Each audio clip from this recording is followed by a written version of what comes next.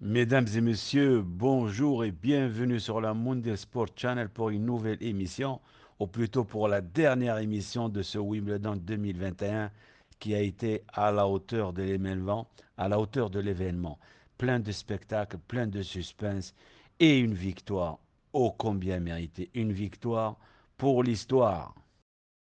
Et oui, et l'histoire s'est écrite aujourd'hui sur le central de Wimbledon avec cette victoire de Djokovic. Parce que si on commence à jouer au superlatif, on ne s'arrêtera pas tellement il a été grandiose. Alors maintenant, comment, comment le match s'est déroulé? On va le décrypter. Mon équipe et moi, on va essayer de vous ramener un peu plus vers cette finale, comment elle s'est jouée par rapport à notre propre vision du jeu. Et oui, l'enjeu a failli tuer le jeu parce que depuis le début de la semaine, même depuis le début du tournoi, on sentait Federer, lapsus, on sentait Djokovic en train de jouer un tennis très très moyen pour ne pas dire pas bon, très très moyen, mais il arrive à gagner parce qu'avec son expérience, son jeu et sa capacité à gagner les matchs tout en étant à 20, 30, 40% de ses moyens, eh ben, il a gagné le premier match, le premier tour, il perd un set, et après petit à petit, on commence à trouver que peut-être ce ne sera pas son année, et on ne se rendait pas compte à quel point l'enjeu a tué le jeu. Pourquoi l'enjeu a tué le jeu? Parce que Djokovic visait un 20e titre de Grand Chelem pour égaler les deux, les deux super héros du tennis moderne, les deux super extraterrestres, à savoir l'Espagnol Rafael Nadal et le Suisse Roger Federer. Parce que vraiment, les deux, ils ont gagné, rien qu'à eux deux, ils ont gagné 20, 40 tournois du Grand Chelem. Donc c'était impossible de les rejoindre. Et Djokovic, il était là, il était à 19, et il se disait que s'il gagnait aujourd'hui, il allait les égaler. Et comme il est plus jeune que les deux, eh ben, il se dit que pourquoi pas les dépasser et rester le seul maître du tennis mondial pour l'éternité. Alors en arrivant sur le terrain, on sentait que Djokovic n'était pas bien parce qu'il fait quand même deux ou trois doubles tout au début du match. Il n'était pas bien, on ne le sentait pas. Même s'il jouait, même s'il était là, même s'il restait collé au score, parce que juste pour rappel, il perd le premier set sur le tie-break à 7-6, mais n'empêche, il a mené 5-2. Il a mené 5-2, il a eu une balle de match sur le service de Berrettini, l'Italien, et derrière, il sert à 5-3. Alors, quand on l'a vu servir à 5-3, on se disait, ça y est, c'est tranquille. Djokovic a gagné le premier set, et après, il va dérouler. Ça sera une histoire qui va se répéter. Ça va être un match à sens unique. Mais non, son adversaire était là. Alors, il y a deux possibilités. Soit son adversaire a joué encore beaucoup mieux que ce qu'il avait fait au départ, ou alors Djokovic s'est bloqué parce que sincèrement, on le connaît très bien Djokovic, alors on le voit, on sait comment il joue, on sent comment il peut être agressif. Et là, on l'a senti presque absent. On sentait le néant sur son corps. Il n'y avait aucun sentiment qui se dégageait. On ne pouvait faire aucune lecture sur son body language, sur son langage du corps. Et et petit à petit, il revenait et je me posais la question, on se posait la question, comment il allait s'en sortir? Parce que en face de lui, Berrettini, il est là, il joue pas bien, mais il jouait quand même mieux que Djokovic. Et il a fallu attendre plus de 40 minutes pour voir un grand coup droit de la part de l'Italien, parce que l'Italien, il nous a démontré pendant toute la quinzaine toute sa qualité de frapper fort en coup droit et bien chipper en revers. Alors, 40 minutes, c'est lent, mais ça lui a suffi. Il a gagné ce premier set avec le tie-break. Oh, ça, c'était pas un set volé, mais il a bien mérité. Mais on peut dire qu'il a été par Djokovic, il a été aidé par Djokovic parce que il n'était pas là, Djokovic. Mais il a tellement d'assurance, il a tellement de confiance en lui, et qu'en se disant, même il le disait à Roland Garros, même en étant mené 2-7-0, je n'ai pas peur parce que je connais le chemin vers la victoire. Alors oui, l'enjeu a failli tuer le jeu. Mais pourquoi? Mais de toute façon, tous les joueurs, quand ils arrivent sur le terrain, joueurs ou joueuses, on a tous peur en arrivant sur le terrain. Mais les grands joueurs, ils ont des outils, ils ont des clés pour surmonter la peur. Alors il y a des joueurs qui sautent, il y a des joueurs qui respirent, il y a des joueurs qui pensent aux choses positives de la vie. Et juste un petit exemple parmi des milliers d'exemple, à savoir l'ancien vainqueur de Roland Garros, le dernier Français à avoir gagné Roland Garros. Eh bien lui, il disait quand il était très mal, quand il était très mal dans un match, eh bien pour revenir et mieux respirer, mieux se reconcentrer, eh bien il chantait du reggae. Il pense à Bob Marley, il avait quelques rythmes dans sa tête et ça l'aidait à revenir. C'est un exemple parmi tant d'autres.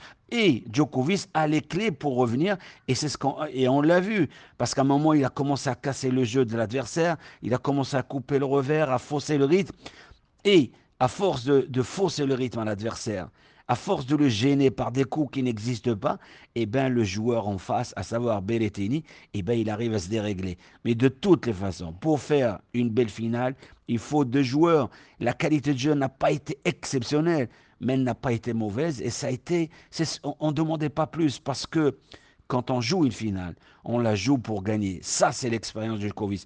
Peu importe la façon dont il gagne, peu importe la façon dont il joue, peu importe la façon dont il se comporte avec le public ou avec l'adversaire, seule une chose, seule la victoire compte pour lui. Solamente la victoria cuenta en espagnol. Alors, 3h24 de match. C'est lent, mais d'après les statistiques, et bien ça c'est des anciennes statistiques, on disait qu'un match, une finale de Wimbledon, qui peut durer jusqu'à 5 heures par moment, en temps réel de jeu, elle ne dépasse pas les 20 minutes. Pourquoi? Parce que les joueurs allaient beaucoup vers le filet, le temps d'arrêt, le temps de ramasser les balles. Et aujourd'hui, je pense que la finale, en temps réel, sans arrêt, elle n'aurait pas dépassé les 25 minutes. Donc, toutes ces statistiques sont intéressantes pour préparer l'avenir, préparer les entraînements, etc. Donc, alors 3h24, mais il faut rester lucide, il faut rester concentré. Et c'est ce qui fait Djokovic à merveille. Parce que en termes d'endurance mentale, il est imbattable. Parce qu'il arrive à associer le mental au physique et ça fait de lui un grand joueur qui gagne 3 fois d'affilée. Parce qu'aujourd'hui, rien que si on parlait des records, il vient d'égaler encore le record de 3 fois vainqueur d'affilée Wimbledon. Très peu de joueurs l'ont fait. Alors, Björn Borg, le Suédois, qui a gagné 5 fois Wimbledon, il a aussi gagné 3 fois d'affilée. Sampras, 3 fois d'affilée. Et finalement, Federer aussi a fait aussi bien. Il a gagné 3 fois. Alors, Djokovic est en train d'écrire l'histoire avec beaucoup de tranquillité. Et il cherchait à se faire aimer. Il cherchait à trouver des mots, des encouragements de la part de l'extérieur.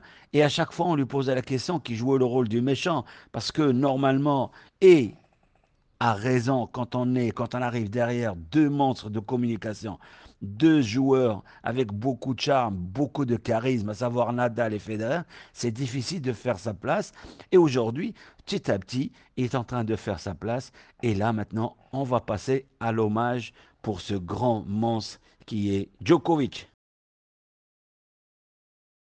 Alors, Djokovic, c'est aujourd'hui 20 titres de Grand Chelem. Alors, quand il a commencé, quand il est arrivé sur le circuit, il y avait ces deux monstres. On n'arrêtera jamais de dire que c'est des monstres de tennis. Ils ont gagné partout, sur dur, sur terre battue, sur gazon. Ils ont gagné partout. Et lui, il est arrivé derrière. Alors, il cherchait à les déloger. Alors, nous, amoureux du tennis, on était grands fans de Federer et de Nadal.